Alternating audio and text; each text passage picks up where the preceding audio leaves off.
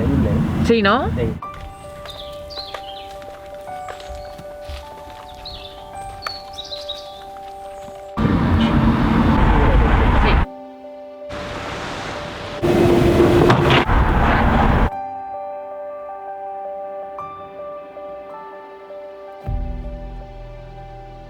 I think for a lot of us, these months stuck in the city have been tough, and Yoly and I were longing for nature, longing to get away from it all, and there's probably nowhere better in Spain for that than Galicia. So we travelled to Ribeira Sacra and we stayed in the Parador, a magnificent 10th century monastery nestled in a valley alongside the Sil River. This is a land once inhabited by Romans and then by monks who hid away here to pray and make wine. And we spent 3 days exploring, eating, drinking, recharging. Thank you to Paradores who sponsored this video, and welcome to Ribeira Sacra. Well, I tell you what, guys, this place is impressive. It's something out of a different world, which was exactly the idea that monks were looking for, I think. Just saying hi.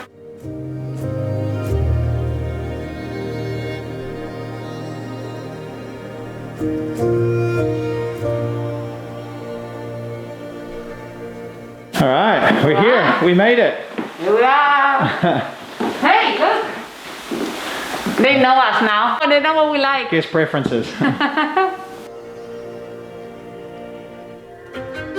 What do we got? We've been told that we have a surprise, a caimada with a druida. You're gonna learn all about it soon. Let's go.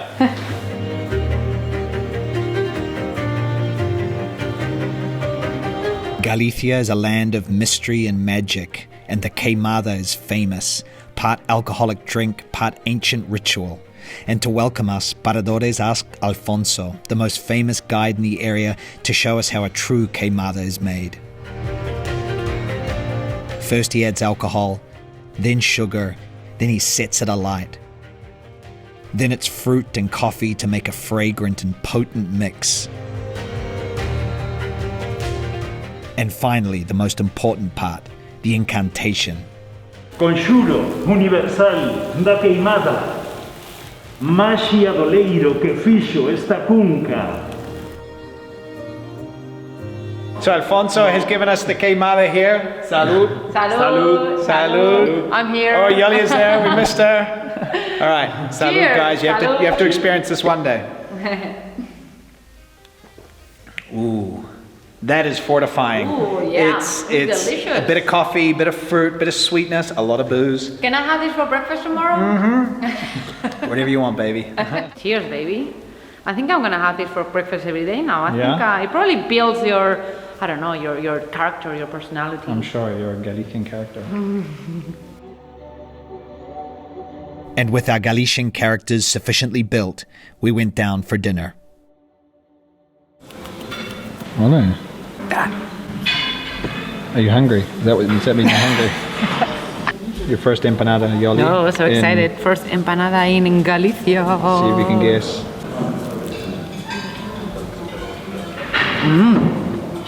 Good empanada. Guys, there truly is something magical about this place. Just, here lost in the forest, in this, I don't even know where we are within the building. It's one of those, you kind of lose yourself. But this is the old stables. It's 15 meters up high, this restaurant down behind us. And we're kicking off with, well, the surf of the surf and turf portion, berberechos, cockles, which we're in Galicia, guys, so. Just steamed, lovely flavor of garlic, fresh, oh my God, so fresh, and local wine. Yoly, I have no words, I'm lost for words. Your turn to do something. What does the wine smell of, Yoly? It smells of medieval monasteries. My favorite.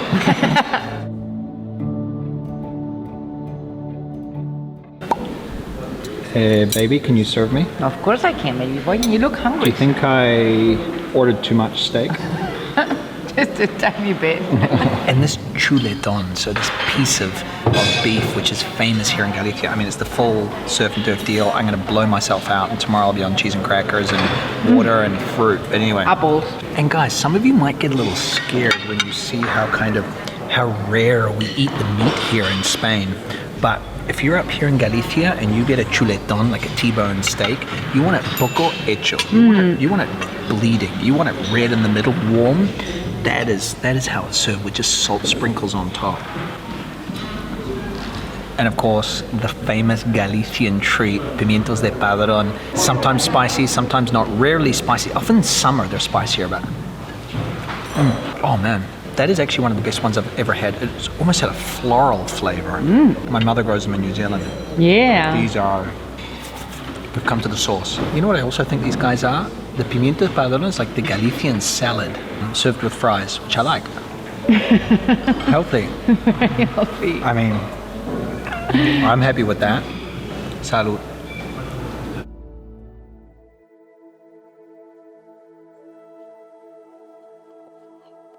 Guys, I usually don't film before having a shower, but oh my god. When you open the window, there is just this pillow of white cloud over the valley. It's one of the most incredible things I've ever seen. It's like something out of a dreamscape.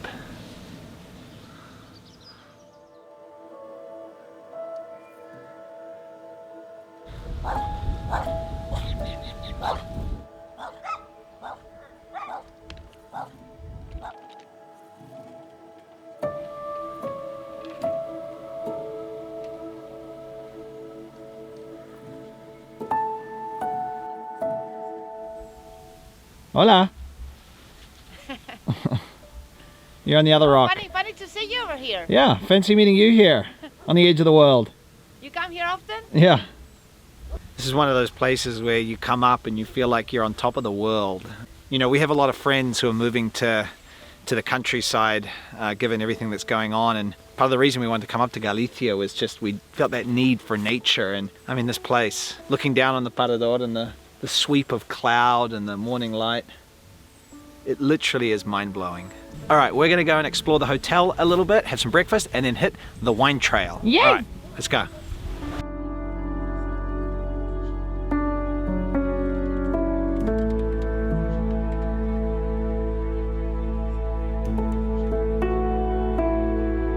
Cheers. Salud. To a very efficient day.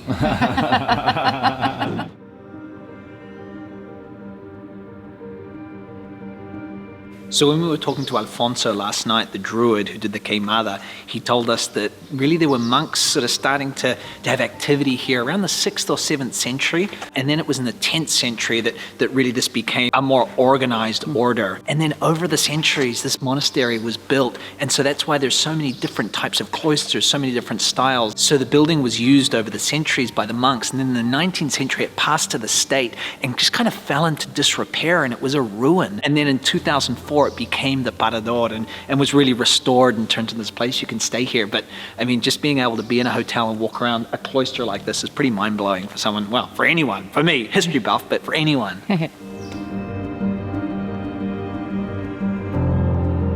You got too full from breakfast, you can always come out and visit this wonderful forest. There's chestnut, there's even the place where the monks used to make the bread. It's like, great.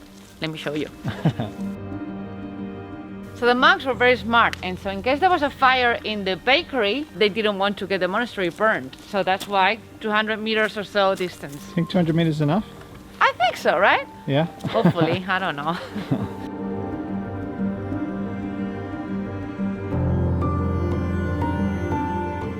And I bet you've never stayed in a hotel that actually has a cemetery right outside the front door. This is the cemetery and the church of the village just up here, Santo Esteban. But while you might think it feels a little bit spooky, I don't know, to have that, it doesn't. It just feels part of the history. It's beautiful. It's amazing.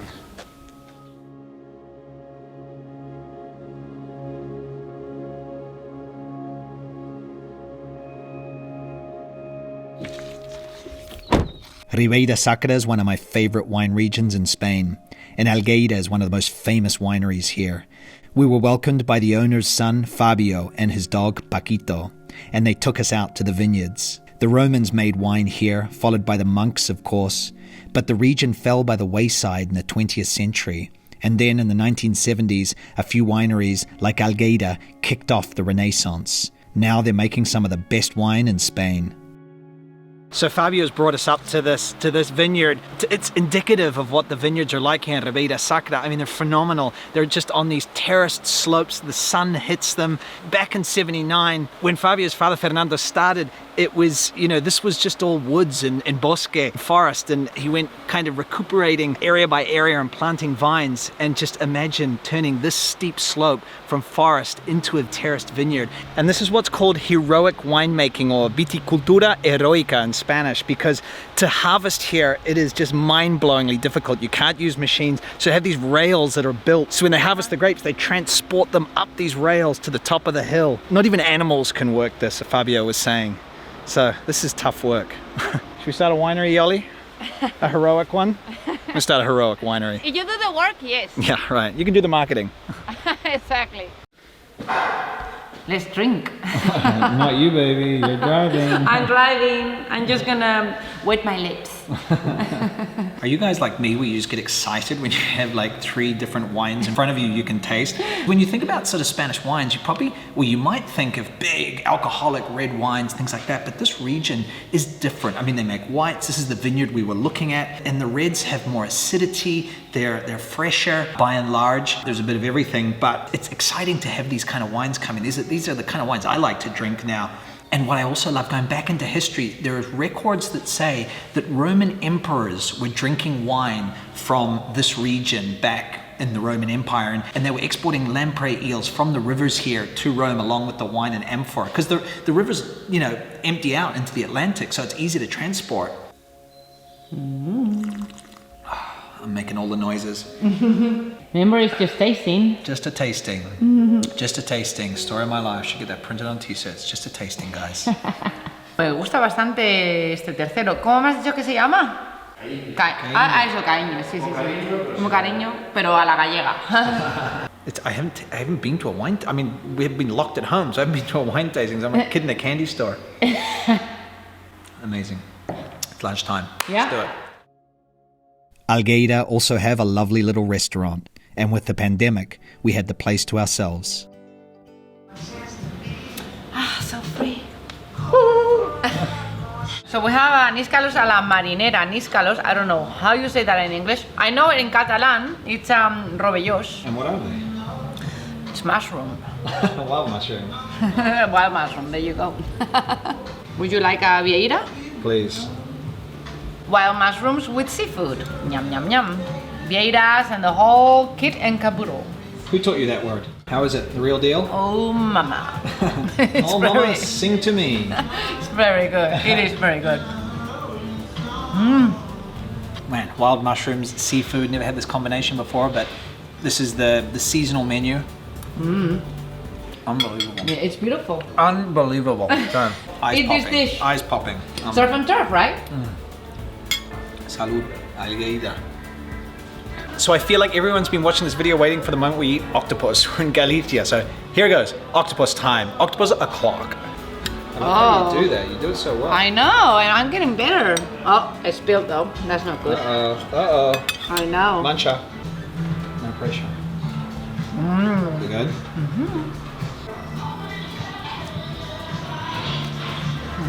Deliver me, Lord, for I have sinned. Octopus for my sins, and it's really good. Adiós. Lacón no es la... Vamos. Con grelos y chorizo. Epa. This looks like a lot of food, Yoly. It is a lot of food.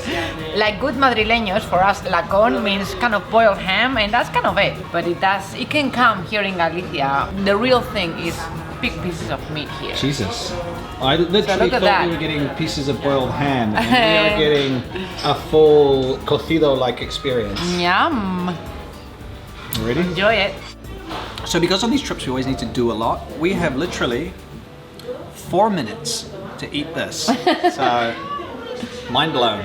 But there was time to pick up a couple of bottles to take home with us. So we said adios to Fabio and headed out for the next stop, a hidden, ruined monastery. You're good, huh? So I'm carrying the camera, and this is a little behind the scenes. You never see any of this, but this is what it looks like. James he's filming a lot. He's doing a great job, but look at me too.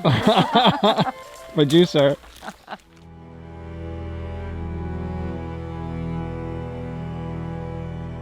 The abandoned Santa Cristina Monastery is down a windy road, deep in the gorge. It's like something out of an Indiana Jones movie, at once mystical, but also slightly creepy. It's just another one of these places here in the Ribeira Sacra that the monks were moving into to live their quiet life. I mean, literally coming down here, you have to come down this steep road. Like getting out of here on foot would have been a nightmare, so you're totally isolated. And then it fell into disrepair, I think in the 19th century, and it's been set up to kind of preserve how it was. And it's fascinating. I love how they haven't kind of done it up completely. They've just left it in a state of ruin, but they've sealed it in time in that state of ruin, and just wandering through is it's very, very cool.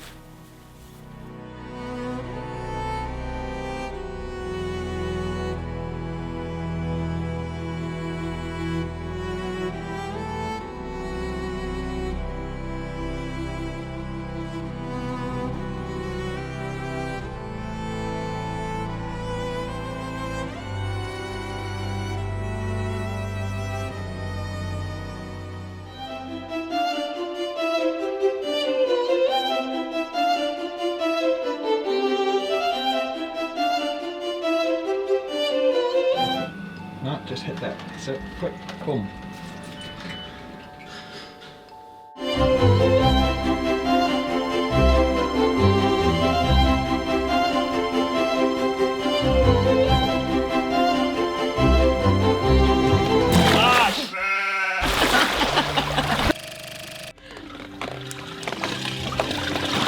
Oh, nice. Woo! Ooh. I don't know if this is an original installation from the time of the monks, but they would have loved it. They just didn't think of it, but they would have installed it, I'm sure, if they had a little bit more time. They built the whole monastery, and then when it was done, it was like, forgot the spa. The spa, the jacuzzi.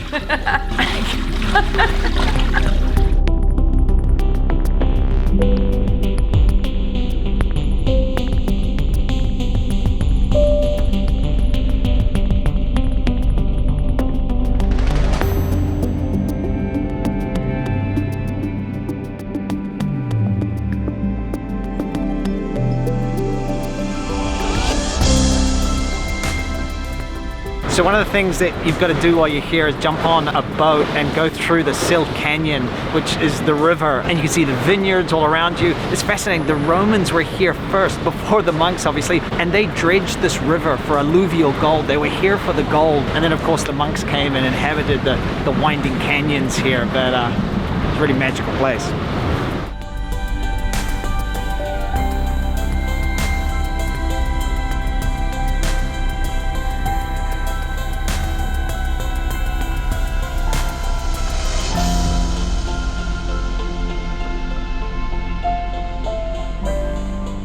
Guys, make sure you visit Ribeira Sacra. It's an amazing part of Galicia and of Spain. We love it so much, we want to come back for a holiday. So click on the videos that are appearing over here and continue watching our exploration of this amazing country. Hasta luego. Ciao! So one of the things about Galicia is there's this big tradition of witches, megas. And we were trying to get here to the sunset for the lookout, and then this old woman jumped in front of the car. I think we might have met our first mega gallega. Just like that. You kind of look like a bit of a witch. What? Right? I mean, I'm sure she was lovely.